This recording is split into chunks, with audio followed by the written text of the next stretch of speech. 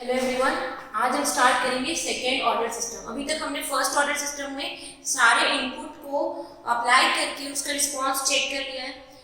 Error response क्या होता है वो देख लिया है हमने, ठीक है। Step input, ramp input, impulse input, सारे इनपुट के लिए अब हम मूव करेंगे सेकेंड ऑर्डर सिस्टम में। तो सेकेंड ऑर्डर सिस्टम में भी सबसे पहले we will study open loop system. Second order system में भी ओपन लूप सिस्टम होगा and close loop, but open loop बहुत ज्यादा इंपॉर्टेंट नहीं है गेट पॉइंट ऑफ व्यू से, लेकिन क्वेश्चन आ भी सकता है।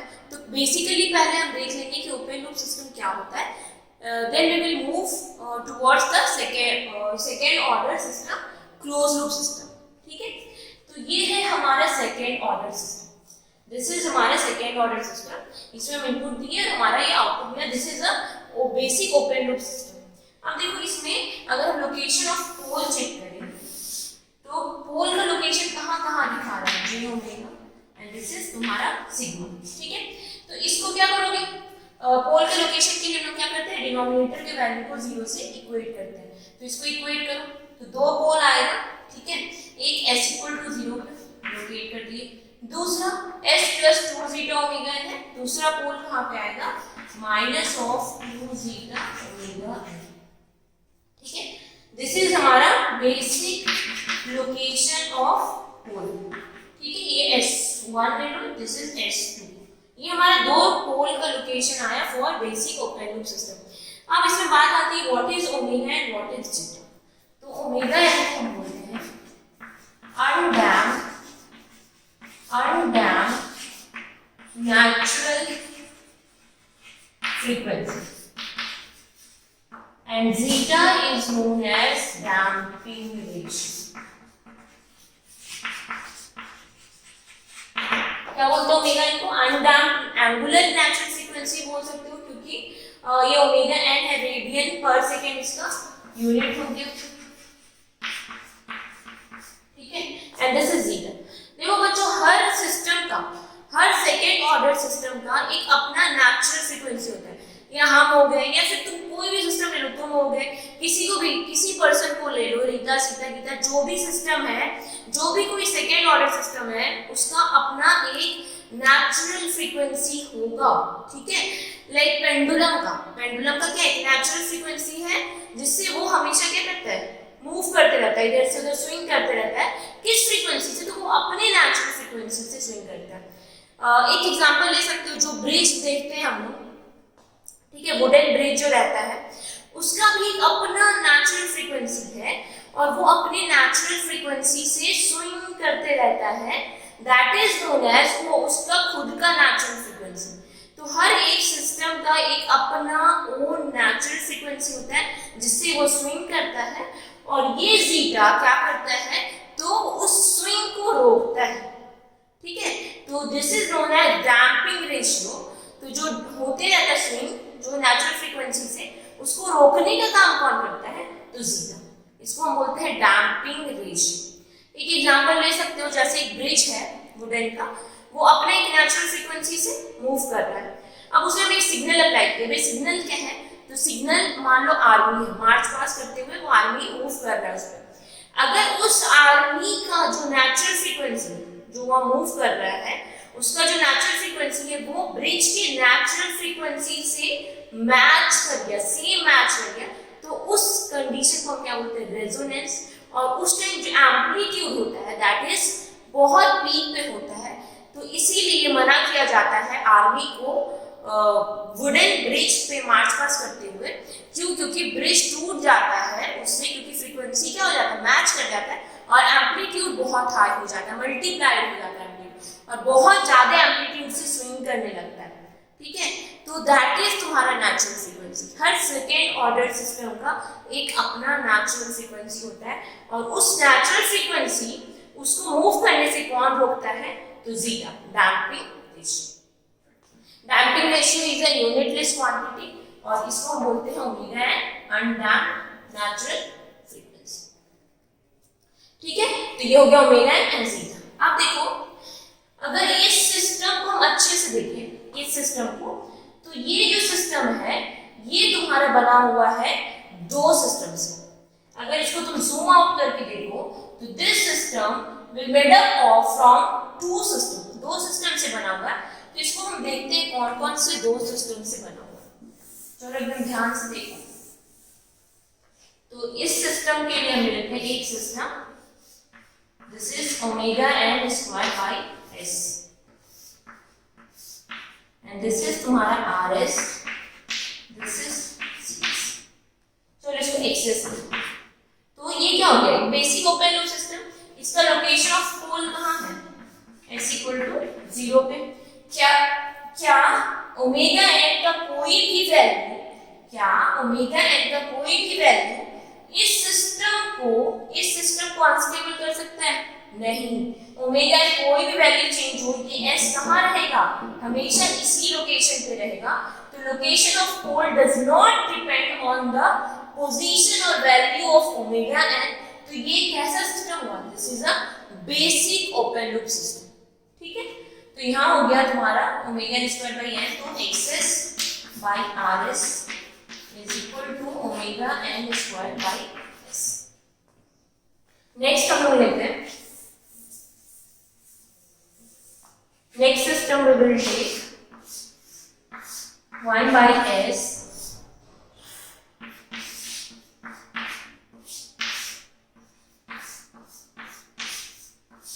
to zeta omega n.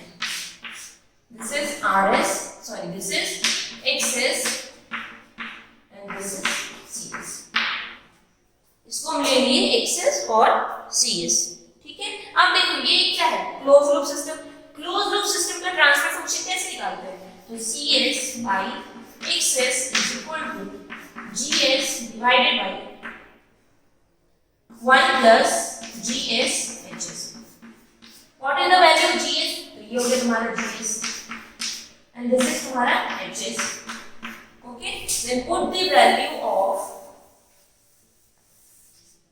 gs and hs in this transfer function. तो ये cs by xs ये हो जाएगा तुम्हारा 1 by s divided by 1 plus 1 by s into 2 zeta omega.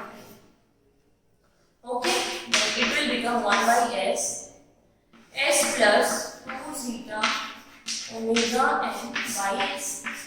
Cancel.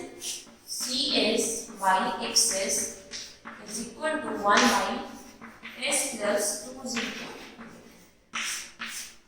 तो ये हो गया system 1 and this is known as system 2. तो सिस्टम 1 का जो तुम्हारा लोकेशन ऑफ पोल था वो s इक्वल टू 0 पे था और ये किसी भी पोजीशन और वैल्यू के ओमेगा के वैल्यू पे डिपेंड नहीं कर रहा था, ये फिक्स था। लेकिन इसका अगर तुम location of pole find out करो, तो क्या हो जाएगा,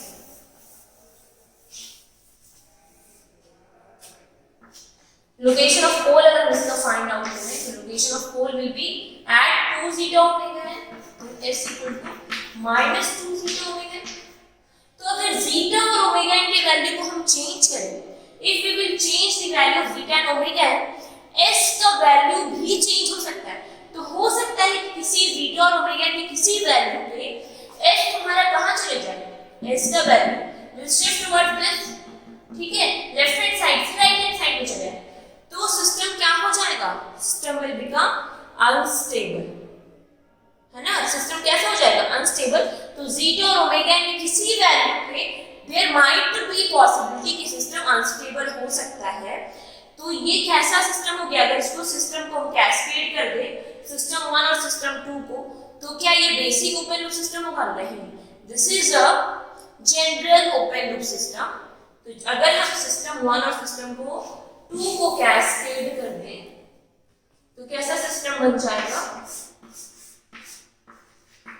omega n square by s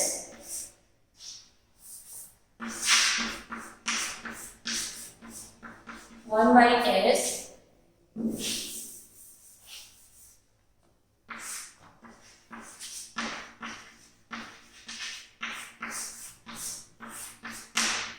this is तुम्हारा r s xs and this is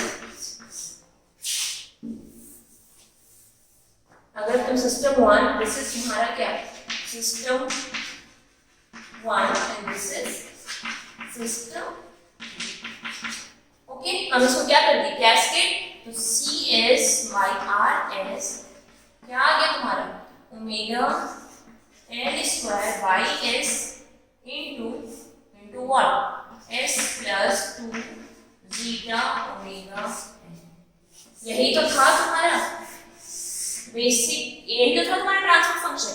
तो ये कौन सा सिस्टम है, this is a general open loop system. क्यों, क्योंकि इस सिस्टम में एक पार्ट है, एक सब सिस्टम है जिसमें क्लोज लूप सिस्टम भी है, इसलिए इसको हम क्या बोलेंगे जनरल ओपन लूप सिस्टम। ठीक है, तो ये हो गया तुम्हारा open loop system, second order open loop system. अब देखो, अब इसका हम टाइम रिस्पॉन्स चेक करेंगे, टाइम डोमेन एनालिसिस करेंगे। तो हाँ, तो इसी फंक्शन का हम लोग क्या करेंगे टाइम डोमेन एनालिसिस। तो टाइम डोमेन एनालिसिस के लिए हमें एक इनपुट लेना पड़ेगा। तो यहाँ इनपुट हम हमें क्या ले रहे हैं बच्चों, तो input will be taken as step input. तो यहाँ पे हम फंक्शन लिए बेसिक जो तुम्हारा जनरल ओपन लूप सिस्टम आएगा, that is omega square S S plus 2 zeta omega N. ये कैसे आया वो भी देख, दिस इज तुम्हारा C S and this is तुम्हारा आर एस। यहाँ इनपुट क्या अप्लाई कर रहे हैं, input is applying as step input R T equal to A U T. इसका हम क्या करेंगे लैप्लास ट्रांसफॉर्म करेंगे। तो आर टी का Laplace transform is R S. ठीक है, तो ये आर एस यहाँ पे क्या आ जाएगा ए बाई एस। तो ये बाई एस को हम क्या किए इनपुट अप्लाई किए। तो चलो देखते हैं C S by are S क्या आ रहा है बच्चों, omega N square divided by S S plus 2 zeta omega N. यहाँ पे आर एस को उधर लेके चले जाओ, तो C S will become rs into omega n square divided by s s plus 2 zeta omega n। यहाँ rs क्या अप्लाई किया unit step a by s। तो cs का वैल्यू क्या आ जाएगा a omega n square divided by s s क्या हो जाएगा s square s plus 2 zeta omega n। ये आ गया तुम्हारा ट्रांसफर फंक्शन का आउटपुट, दिस सिस्टम का आउटपुट आ गया, सॉरी आउटपुट आ गया तुम्हारे इस सिस्टम का सीएस। अब इसी के क्या करना है टाइम डोमेन एनालिसिस। तो इसका तुमको क्या करना पड़ेगा इनवर्स लैप्लास ट्रांसफॉर्म। तो इनवर्स लैप्लास ट्रांसफॉर्म के लिए क्या करना पड़ेगा इसका पार्शियल फ्रैक्शन करना पड़ेगा, जो हम लोग देखे हैं। ठीक है, तो इस सिस्टम को जब हम पार्शियली ब्रेक करते हैं तो CS come out to be A naught, क्या है यहाँ पे एस स्क्वायर है यानी 2 टाइम्स आएगा डिक्रीजिंग ऑर्डर में, तो a naught by s square. Now इससे डिक्रीज होगा तो a one by s square के बाद क्या आएगा एस। तो इस तरह से होगा, अगर एस क्यूब होता तो a naught by s cube then s square then s, a one by s plus a two by s plus 2 zeta omega n. Now a naught comes out to be, this is the हमारा फंक्शन। A naught के denominator में क्या है s square, remove s square from this value, तो a omega n square divided by s plus 2 zeta omega n, and जिसको हम remove किए हैं उसी को हम 0 से इक्वेट करेंगे s equal to 0। तो ये फंक्शन आ जाएगा a omega n square divided by 2 zeta omega n, a omega n by 2 zeta। This is the value of a1। Now a1 calculate करो, a1 कितना होगा, चलो a1 की जगह पहले a2 करते हैं, a2 कैलकुलेट करते हैं। तो फंक्शन क्या है ये ओमेगा n स्क्वायर, a2 के डिनोमिनेटर में क्या है s plus 2 zeta omega n। क्या करना है इस फंक्शन से इसको रिमूव करना है, ये लिख लेना s का वैल्यू क्या इक्वेट करेंगे, तो जिसको रिमूव किया उसी को 0 से इक्वेट करेंगे। तो s equal to -2 zeta omega n। Put this value over here, तो ये क्या हो जाएगा a omega n square divided by 4 zeta square omega n square cancel, और ये आ गया तुम्हारा a by 4 zeta square। Next क्या निकालना है, नेक्स्ट हम लोग को a1 का वैल्यू कैलकुलेट करना है।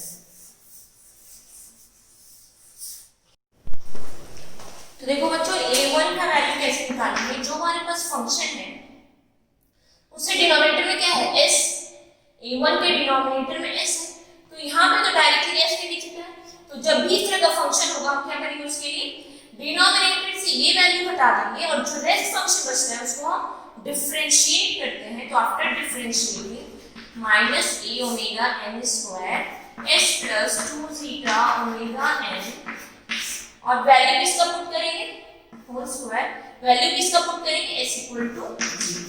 जब तुम इसका वैल्यू पुट करोगे तो ये फंक्शन आ जाएगा minus a omega n square divided by 4 zeta square omega square, cancel, ये आ जाएगा minus a by 4 zeta square. अब ये सारा वैल्यू तुम इसमें पुट कर दो, तो cs is equal to a naught का वैल्यू क्या आया था बच्चों, a omega n by 2 zeta, a omega n by 2 zeta s square, a1 का value is minus a by 4 zeta square s and plus of a by 4 zeta square s plus 2 zeta omega n। क्या करना है, हमें time domain analysis करना है ना, तो इस फंक्शन का हम क्या करेंगे, इनवर्स लैप्लास ट्रांसफॉर्म लेंगे।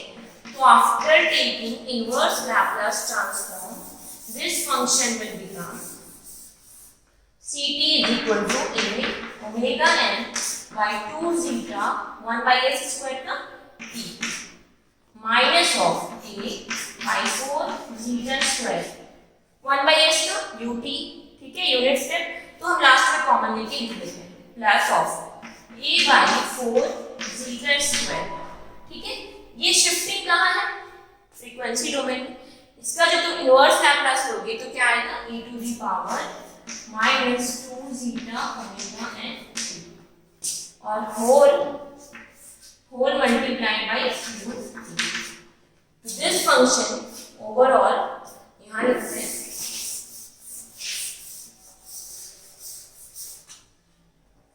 ct is equal to a omega n t by 2 zeta, तो एक minus a by 4 zeta square s common, ये आ जाएगा 1 minus e to the power minus 2 zeta omega n t। अब इसका क्या करना है, आउटपुट रिस्पॉन्स ड्रॉ करना है, चलो करते हैं।